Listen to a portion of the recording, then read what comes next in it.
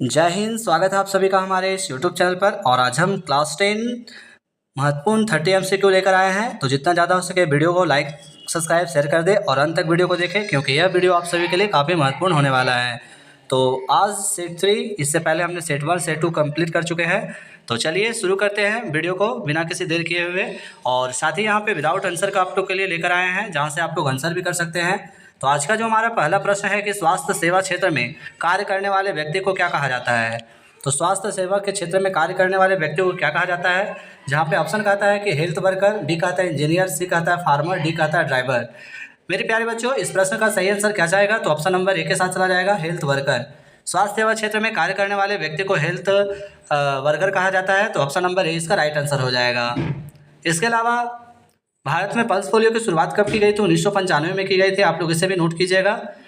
अगले प्रश्न की ओर चलते हैं। प्रश्न संख्या 2 कहता है कि रोगी के शरीर का तापमान मापने के लिए किस उपकरण का उपयोग किया जाता है। ऑप्शन यहाँ पे दिया गया है, थर्मामीटर, स्टेथोस्कोप, ईसीजी, माइक्रोस्कोप। मेरे प्यारे बच्चों, इस प्रश्न का जो सही आंसर होगा ऑप्शन नंबर किसके साथ चला जाएगा? तो ऑप्शन नंबर ए के साथ चला जाएगा, थर्मामीटर।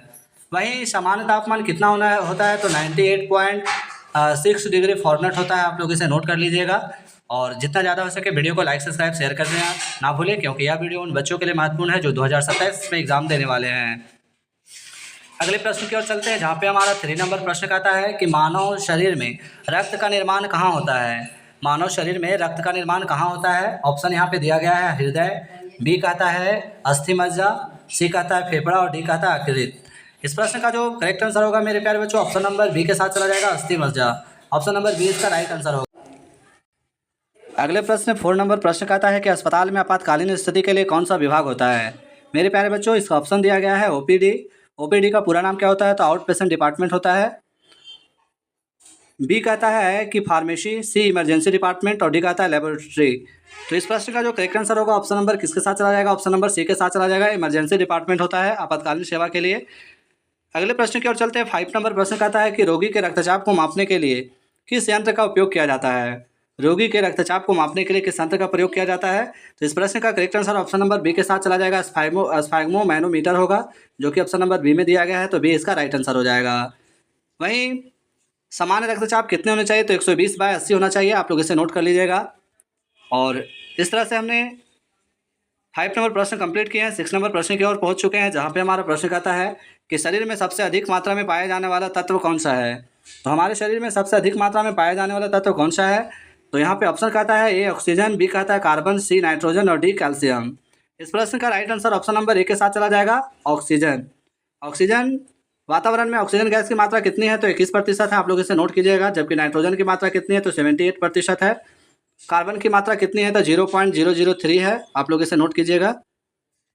अगले प्रश्न की ओर चलते हैं। 7 नंबर प्रश्न कहता है एनीमिया मुख्यतः किसकी कमी से होता है। एनीमिया आप सभी को पता है कि खून की कमी से होता है, यानी कि आयरन की कमी से। तो ऑप्शन नंबर ए इसका राइट आंसर हो जाएगा। ऑप्शन नंबर ए इसका सही आंसर हो जाएगा।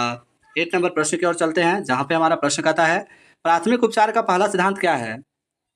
प्राथमिक उपचार का पहला सिद्धांत क्या है? तो प्राथमिक उपचार का पहला सिद्धांत क्या? ऑप्शन कहता है घबराना, बी कहता है स्थिति का आकलन करना, सी कहता है भाग जाना, डी कहता है रोगी को अकेला छोड़ देना। तो इस प्रश्न का जो सही आंसर होगा ऑप्शन नंबर बी के साथ चला जाएगा, स्थिति का आकलन करना प्राथमिक उपचार का पहला सिद्धांत होता है। साथ ही आप लोग जितना ज़्यादा हो सके मेहनत करते रहें और वीडियो को जितना ज़्यादा हो सके नोट भी करते रहें। क्वेश्चन सारे इंपॉर्टेंट होने वाला है। तो 9 नंबर प्रश्न कहता है कि अस्पताल में मरीज का विवरण दर्ज करने की प्रक्रिया कहलाती है। अस्पताल में मरीज का विवरण दर्ज करने की प्रक्रिया क्या कहलाती है मेरे प्यारे बच्चों? तो वो कहलाती है रजिस्ट्रेशन कहलाता है। रजिस्ट्रेशन ऑप्शन नंबर ए के साथ चला जाएगा, ए इसका राइट आंसर हो जाएगा। 3 नंबर प्रश्न की ओर पहुंच चुके हैं, जहाँ पे हमारा प्रश्न कहता है कि मानव शरीर में रक्त परिसंचरण का मुख्य अंग कौन है। मानव शरीर में रक्त परिसंचरण का मुख्य अंग कौन है? तो इस प्रश्न का जो राइट आंसर होगा ऑप्शन नंबर बी के साथ चला जाएगा, हृदय हो जाएगा। ऑप्शन नंबर बी जिन बच्चों ने सही लगाए होंगे उसका करेक्ट हो जाएगा। और 11 नंबर प्रश्न कहता है कि संक्रमण फैलाने से रोकने के लिए सबसे आवश्यक क्या है।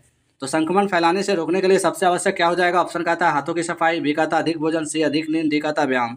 तो आप सभी को पता है कि इसका जो राइट आंसर होगा ऑप्शन नंबर ए के साथ चला जाएगा। ऑप्शन नंबर ए इसका राइट आंसर हो जाएगा। 12 नंबर प्रश्न की ओर पहुंच चुके हैं, जहां पे हमारा प्रश्न है कि WHO का मुख्यालय कहाँ स्थित है। सबसे पहले बात कर लेते हैं WHO के बारे में। तो वर्ल्ड हेल्थ ऑर्गेनाइजेशन होता है। आप लोग इसे नोट कर लीजिएगा, वर्ल्ड हेल्थ ऑर्गेनाइजेशन होता है। और बात कर लेते हैं इसकी स्थापना। तो इसकी स्थापना कब हुई? तो 1948 में की गई थी। और इसका मुख्यालय कहाँ है? तो जिनेवा में है। ऑप्शन नंबर बी के साथ चले जाएंगे। जिनेवा कहाँ पड़ता है? तो स्विट्ज़रलैंड में पड़ता है। आप लोग इसे नोट कर लेंगे, स्विट्ज़रलैंड में पड़ता है। 30 नंबर प्रश्न कहता है कि शरीर में रक्त का तरल भाग क्या कहलाता है? तो हमारे शरीर में रक्त का तरल भाग क्या कहलाता है? तो वो कहलाता है प्लाज्मा कहलाता है, जो कि ऑप्शन नंबर सी के साथ चले जाएंगे। WBC यानी वाइट ब्लड सेल होता है, RBC रेड ब्लड सेल होता है, प्लेटलेट्स जो कि रक्त का थक्का बनाने का काम करता है। 14 नंबर प्रश्न कहता है कि अस्पताल में दवाओं का भंडारण कहाँ किया जाता है? तो 14 का जो हमारा ऑप्शन यहाँ पे दिया गया है वो कहता है ICU, बी कहता है फार्मेसी, सी कहता है वार्ड और डी कहता है OPD। तो इस प्रश्न का जो करेक्ट आंसर होगा ऑप्शन नंबर बी के साथ चला जाएगा, फार्मेसी, जहाँ पे दवाओं का भंडारण होता है, जहाँ पे दवा वितरण किया जाता है। 15 नंबर प्रश्न कहता है कि विटामिन ए की कमी से कौन सा रोग होता है?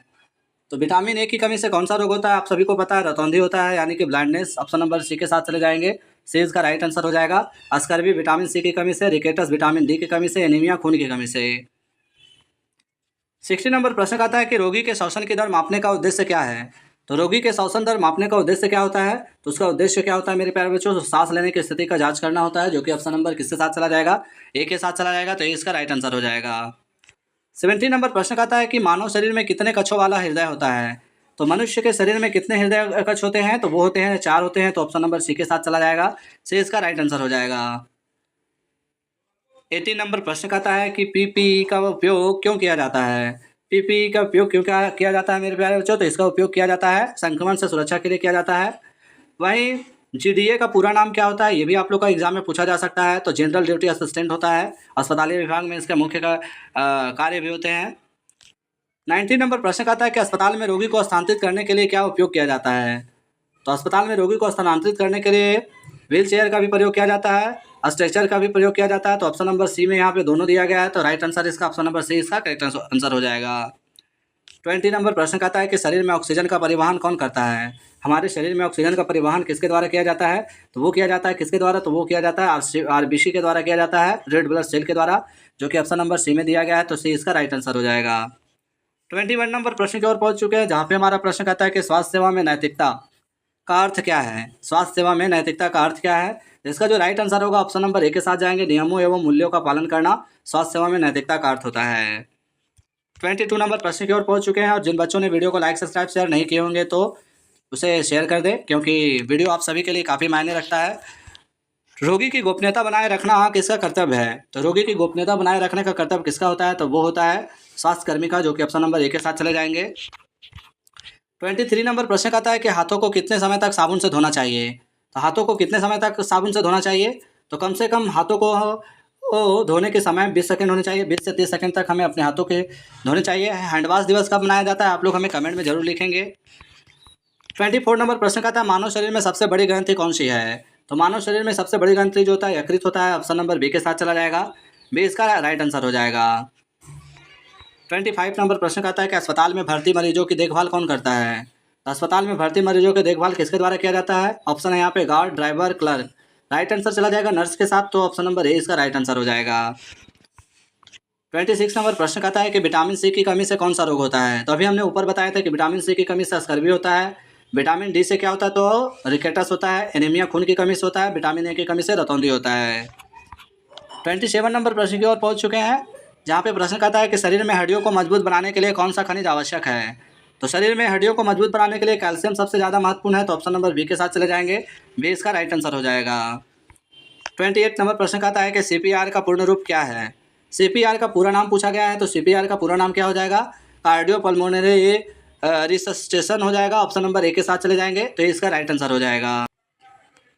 29 नंबर प्रश्न कहता है कि अस्पताल में संक्रमण नियंत्रण का मुख्य उद्देश्य क्या है? तो अस्पताल में संक्रमण नियंत्रण का मुख्य उद्देश्य क्या होता है मेरे प्यारे बच्चों? तो वो होता है संक्रमण को रोकना, जो कि ऑप्शन नंबर ए के साथ चले जाएंगे, ए इसका राइट आंसर होगा। लास्ट प्रश्न की ओर हम लोग पहुंच चुके हैं, 30 नंबर प्रश्न। और ये प्रश्न आप लोग के लिए होमवर्क के लिए दिया जा रहा है कि स्वास्थ्य सेवा क्षेत्र में सबसे महत्वपूर्ण गुण कौन सा है? तो आप लोग इसका ऑप्शन यहाँ पे दिया गया सहानुभूति और सेवा भावना, बी का था आलस, सी का था क्रोध और डी का था लापरवाही।